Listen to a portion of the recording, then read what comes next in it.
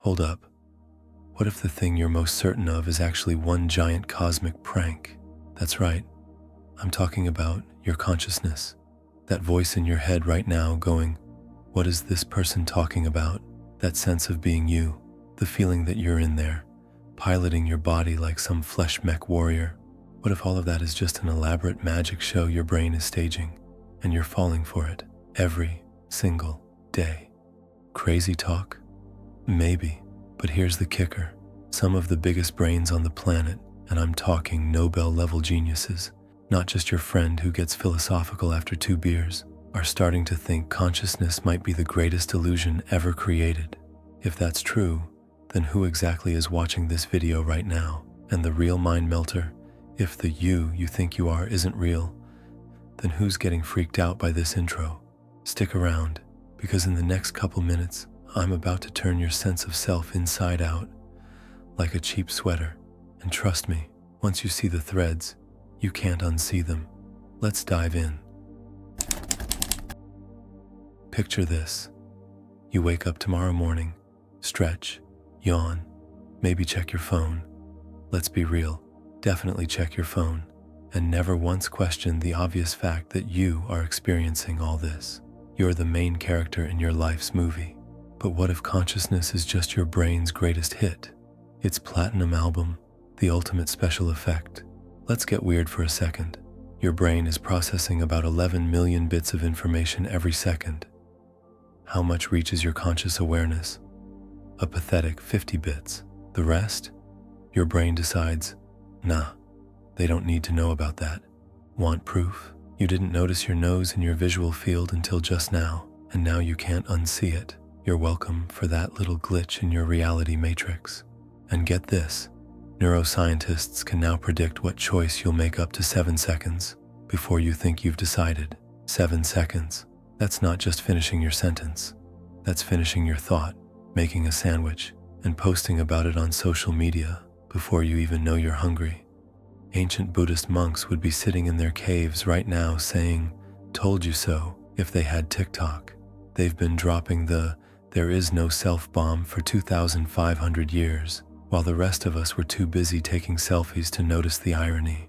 Meanwhile, modern neuroscience is over here, with its fancy brain scanners basically saying, guys, turns out consciousness might just be your brain's PR department, not the CEO.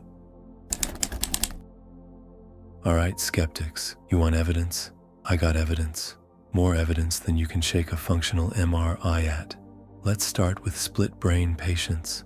These are people who had the connection between their brain hemispheres surgically severed, usually to stop severe epilepsy. The result?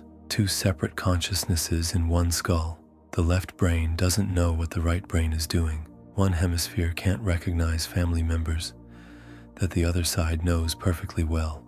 It's like having a roommate in your head who keeps eating your leftovers and then denying it, except the roommate is also you. Make it make sense. Then there's my personal favorite, the rubber hand illusion. Scientists can convince you that a rubber hand is your actual hand in less than 2 minutes. 2 minutes. That's less time than it takes to microwave a burrito, and suddenly, you're emotionally attached to a piece of rubber. If your sense of body ownership, literally what you consider you, can be hacked with a paintbrush and a fake hand, what does that say about the reliability of your consciousness? And don't get me started on dreams. Your brain creates entire universes, complete with people, places, physics, and weirdly specific anxieties about showing up naked to your high school math class. If your brain can do that while you're asleep, what's stopping it from pulling similar stunts when you're awake? Even Neil deGrasse Tyson, who isn't exactly known for philosophical woo-woo, has said consciousness could be like a movie your brain plays. You think you're watching reality, but you're actually watching your brain's interpretation of reality, edited for dramatic effect and commercial breaks. If astrophysicists, neuroscientists, and Buddhist monks are all circling around the same conclusion, maybe it's time we started questioning this whole being a person thing we're so attached to. If consciousness is just your brain's most convincing deepfake, there should be glitches, right? And oh boy, are there glitches. So many glitches that if consciousness were a video game, we'd be demanding our money back. Ever zone out during a conversation and suddenly realize you have absolutely no idea what the other person just said, even though your body was nodding along like one of those dashboard bobbleheads? Where was you during that time? Your brain was running the social autopilot while you were apparently on break. Or how about this? Have you ever frantically searched for your phone while talking on it, or looked for your sunglasses when they were on top of your head the whole time? Your conscious experience isn't just incomplete. Sometimes it's completely, embarrassingly wrong. Then there's the bizarre phenomenon of highway hypnosis. You drive home from work, pull into your driveway, and suddenly realize you remember nothing about the journey. Your brain navigated tons of complex traffic scenarios, operated heavy machinery at high speeds, made thousands of micro decisions, all without you being present at all. Spooky, right? And let's talk about those unexpected identity crises, like when you catch your reflection in a store window and for a split second don't recognize yourself. Who's that person? Oh wait, that's me. That moment of confusion speaks volumes. If you were really a continuous, stable self, would you ever fail to recognize yourself?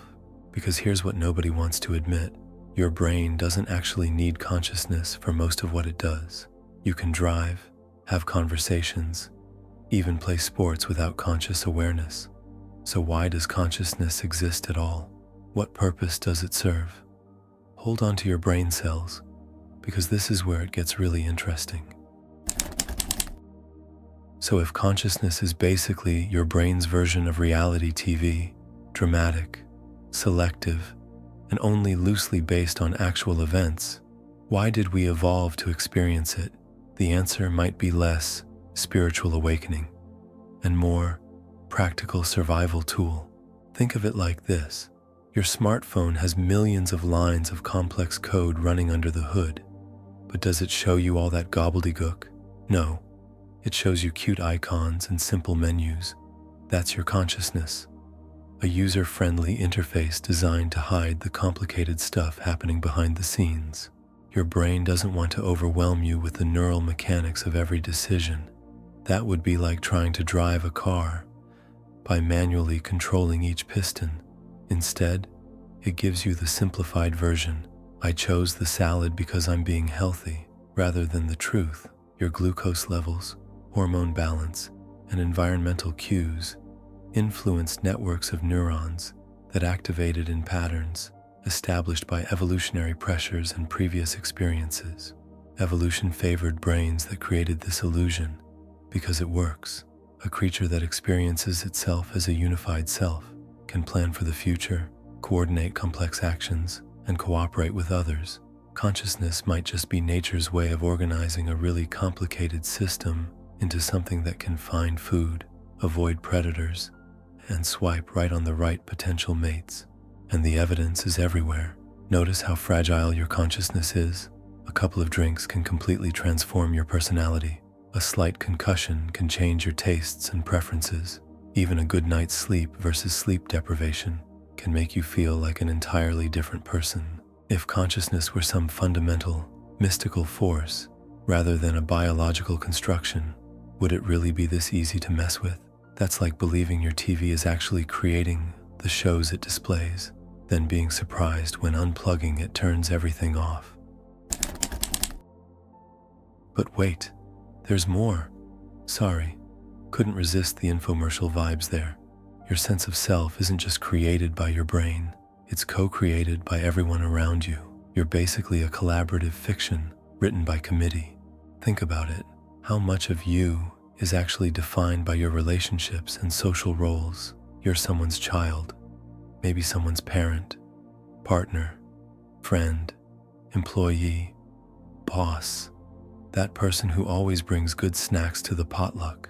Your self-image is constantly being reinforced and reshaped by how others treat you. A single compliment or criticism can affect your mood and self-perception for days. Even when you're alone, you're imagining how others would respond to your actions. That internal audience never really goes away. And here's where it gets meta.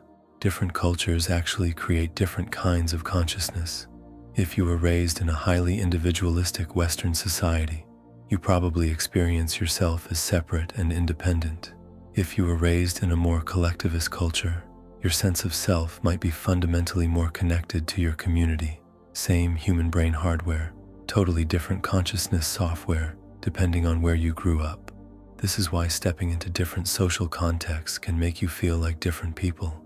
The you at work versus the you with your oldest friends versus the you around your parents. Are these really the same continuous self? Or are you more like a repertory actor playing different roles depending on the scene? And social media. Don't even get me started. We're now curating online versions of ourselves that may barely resemble our offline lives. Which one is the real you? Plot twist. Maybe neither is. The crazy part is that we'll defend these constructed selves to the death. Tell someone their favorite childhood memory didn't happen that way, and watch how personally they take it. We're deeply invested in maintaining consistent narratives about who we are, even when the evidence suggests we're constantly changing, contradicting ourselves, and reinventing our identities. Because here's the truth bomb. You're not discovering yourself. You're inventing yourself, moment by moment, and then immediately forgetting that you're doing the inventing. So, can you see through the illusion of consciousness? Actually see the wizard behind the curtain of your mind? The answer is yes, but fair warning, it's about as easy as trying to see your own eyeballs without a mirror. Step 1. Become a consciousness detective. Start noticing how thoughts and feelings just appear in your awareness without you doing them. You don't decide to get angry in traffic or fall in love or suddenly remember that embarrassing thing from high school. These experiences just show up, like uninvited guests at your mental party. Your sense of authoring them comes after they've already arrived. Step 2. Watch the storyteller in action. Your brain is constantly narrating your life like it's the director's commentary on a DVD. I'm doing this because this happened because Most of it is completely made up after the fact. Your brain sees your behavior and then creates a story to explain it, even when the explanation is totally wrong. Catch that narrator in the act, and the whole illusion starts to wobble. Step 3. Find the gaps. Pay attention to those moments when your sense of self temporarily thins or disappears, maybe during intense exercise, creative flow, meditation, or even just that weird space right before you fall asleep. In those gaps between thoughts, where's the you think is so solid and continuous? That's what all those ancient wisdom traditions were getting at with their seemingly nonsensical questions like, what is your original face before your parents were born? They weren't being deliberately obscure. They were trying to point at something that language isn't designed to describe, the absence of the self you take for granted.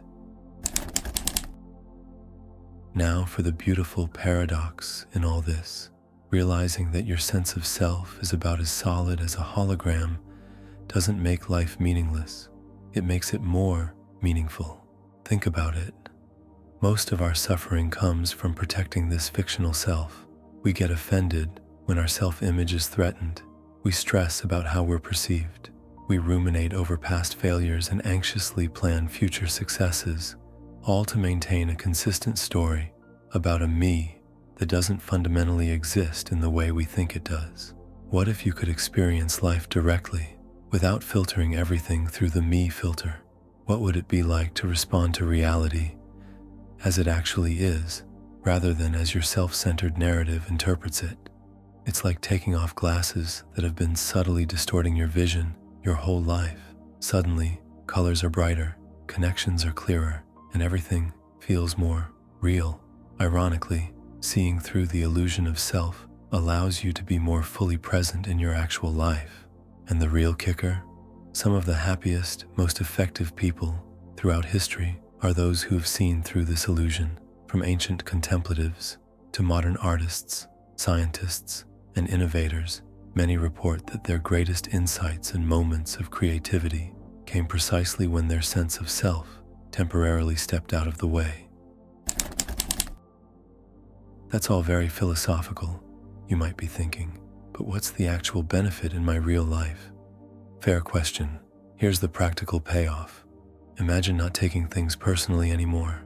Someone cuts you off in traffic, and instead of fuming for hours, you see it as just an event happening in the universe.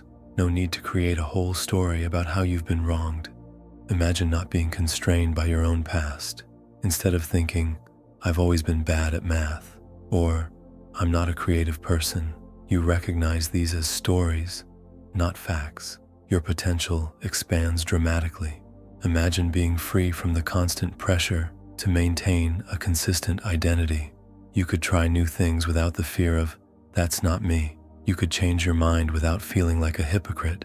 You could grow without the growing pains of identity crisis. Imagine being able to fully listen to someone without immediately making it about you, without rehearsing your response while they're still talking, without filtering their words through your preconceptions. Real connection becomes possible. And imagine facing the biggest challenges in life, illness, aging, loss, with less fear, because you understand that what changes isn't the real you. What changes are just the temporary forms that consciousness takes. So here we are, at the end of our mind-bending journey, and it's time for the million-dollar question. If the self is an illusion, who or what is aware of the illusion? Who's the one noticing all this?